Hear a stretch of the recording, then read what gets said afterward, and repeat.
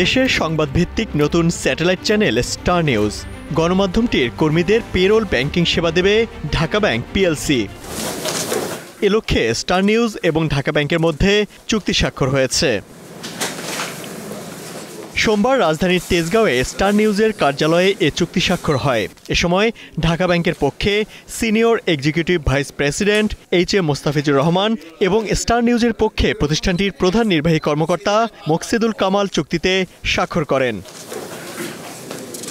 এ চুক্তির মধ্য দিয়ে স্টার নিউজের কর্মকর্তা কর্মচারীরা ঢাকা ব্যাংকের বিশেষায়িত ব্যাংকিং সেবা পাবেন বলে জানান ব্যাংকটির কর্মকর্তারা।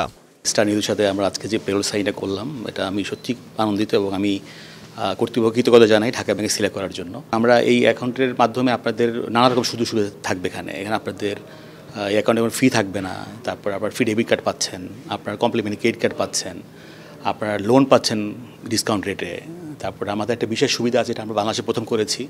আমাদের একটা ইনস্ট্যান্ট ডিজিটাল লোন আছে। আপনি 50,000 টাকা পর্যন্ত আপনি কোনো কাগজপত্র ছাড়াই ঢাকা ব্যাংকের মোবাইল অ্যাপের মাধ্যমে নিতে পারছেন। আপনার তাৎক্ষণিক প্রয়োজনে আপনি কিন্তু এটা কাজে লাগবে।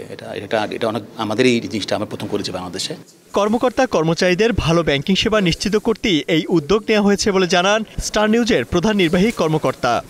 আজকের এই চুক্তির মধ্য দিয়ে ঢাকা ব্যাংক এবং স্টার নিউজ পরিবার একসাথে তাদের পথ চলা শুরু করলো। মূলত এর মধ্য দিয়ে আমাদের যারা এখানে এমপ্লয়িরা যারা আছেন, ব্যাংকিং ক্ষেত্রে ব্যাংকিং সেবার ক্ষেত্রে যত রকমের ফেসিলিটিস প্রয়োজন, তার লেনদেন থেকে শুরু করে সব রকমের সুযোগ সুবিধাই তারা পাবেন, যেটা আমি মনে করি যে আমাদের কর্মঘণ্টার ক্ষেত্রে বা আমাদের কাজের ক্ষেত্রে এটা বড় ধরনের একটি সুবিধা দিবে আর কি। চুক্তি স্বাক্ষরের এই আয়োজনে উপস্থিত ছিলেন ঢাকা ব্যাংকের এসভিপি আশিকুর রহমান, এভিপি রূপক কুমার আচার্য এবং senior officer Mohammad বাসিদুজ্জামান।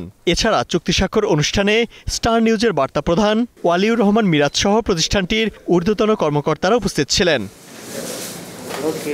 Imtiaz Ahmed, star news, Dhaka.